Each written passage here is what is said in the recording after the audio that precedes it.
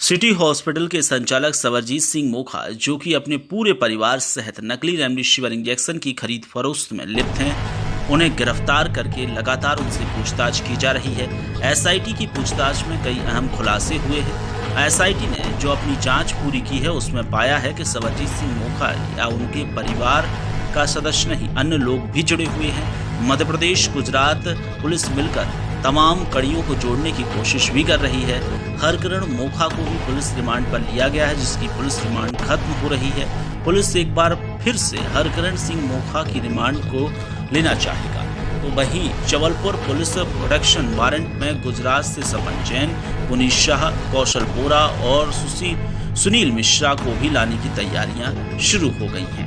नकली remdesivir injection के मामले में गुजरात पुलिस के साथ में इंदौर और जबलपुर पुलिस पूरे मामले की तहकीकात कर रही है। फिलहाल इतना तय माना जा रहा है कि आगे की कार्यवाही में और भी खुलासे हो सकते हैं। मोखा पुलिस रिमांड में है, नए तथ्य क्या निकलकर सर सामने आए? हम रेमडेसिविर प्रकरण का, जो कि थाना ओमती में कायम हुआ था, उसके अंतर्गत आरोपी सरबजीत सिंह मोखा और हरकरण मोखा का पुलिस रिमांड लिया गया था। इनसे पूछताछ की गई है।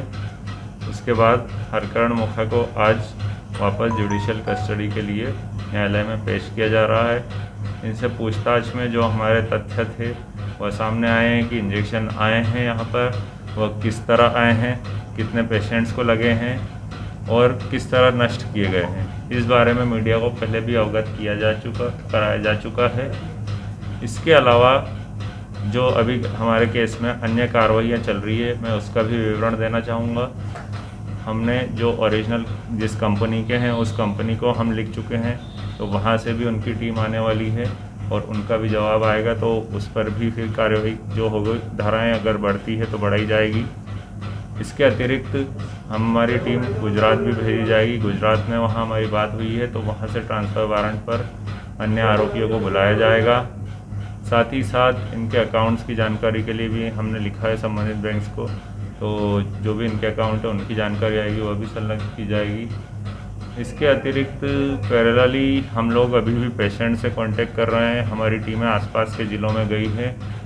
आज ही हमारी 2 टीमें भेजी गई हैं, तो वहाँ भी पेशेंट से जैसे जैसे जानकारी मिल रही है, जिन लोगों को लगे हैं उन लोगों के जो भी बिल हैं, ओरिजिनल बिल, वो हम जब्त करके वो भी हम लगाएंगे। तो इस प्रकार जो भी इनकी कार्रवाई की गई है, इनके द्वारा जो भी एक तो नकली रेमडेसिविर खरीदे गए हैं, फिर उसके साक्ष्य मिटाए गए हैं, तो उस तरह की कार्रवाई को हमने सारा वो पकड़ा है कि किस तरह से इन्होंने गलत कार्रवाई की है।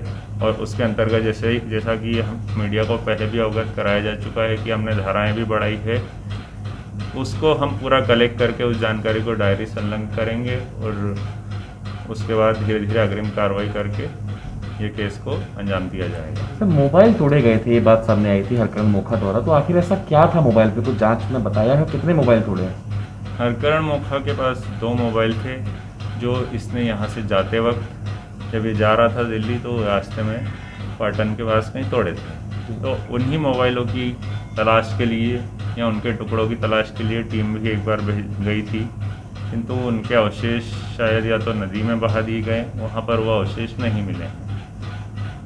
क्या था आखिर मोबाइल्स पे, क्या छुपाना चाह रहा था? मोबाइल्स पे इसकी जो बात हुई थी अपने दोस्त जिनसे मंगाया था, तो उनका कुछ ब्यौरा था उसकी बातचीत का, तो वो इसलिए मोबाइल तोड़ दिया ताकि वह सबूत ना मिल सके। सर, और तथ्य जो सामने आए हैं उस पर अगर आप कुछ प्रकाश डाल सकें। जब ये रेमडेसिविर इंदौर पहुंचे थे, तो रेमडेसिविर इंदौर से जबलपुर पहुंचने तक के सफ़र में कुछ मददगार थे जो शायद सरकारी विभाग में भी हो, जिन्होंने फटाफट इस बिल्ट्री को पास करने में मदद की है। क्या ये तथ्य सामने आया है जांच में अब तक, और क्या इस एंगल पे जांच कर रहे हैं आप लोग? नहीं, इस तरह का कोई तथ्य हमारे सामने नहीं आया है, किंतु हाँ, आरोपी राकेश शर्मा जो हैं उन्होंने पूरी वो प्रोसेस वहाँ से की। फिर यहाँ से आरोपी सरबजीत मोखा और आरोपी हरकरण ने मैनेज करके वहाँ से जो भी इंजेक्शंस थे वह 23 तारीख को और 28 तारीख को यहाँ मंगवाए। सर, जब इस नकली रैकेट का खुलासा हुआ तो सरबजीत सिंह मोखा के क्या कॉल रिकॉर्ड में ये बात सामने आई कि यहाँ के विश्वस्त अधिकारियों को सूचित कर दिया गया था कि रेमडेसिविर नकली है हमारे इंजेक्शन के जो हमको प्राप्त हुए हैं। नहीं, ऐसा इनके द्वारा कभी सूचित नहीं किया गया है कि रेमडेसिविर नकली थे। इनको पहले से पता था, जब पता चला था तो इनको यहाँ तो सूचित करना था हमें, कभी भी इनके द्वारा हम लोगों को सूचित नहीं किया गया है।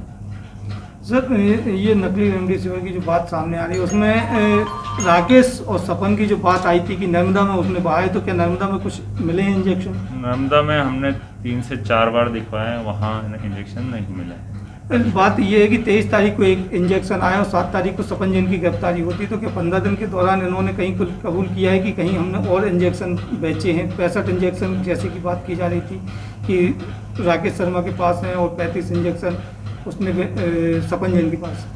नहीं, ये 65 इंजेक्शन का तो कोई तथ्य नहीं आया है सामने हमारी जांच में, किंतु 35 इंजेक्शन जो राकेश शर्मा ने रखे थे वह यहाँ लाके सपन जैन को दिए थे और इन लोगों ने ये इंजेक्शन नर्मदा जी में फेंके थे।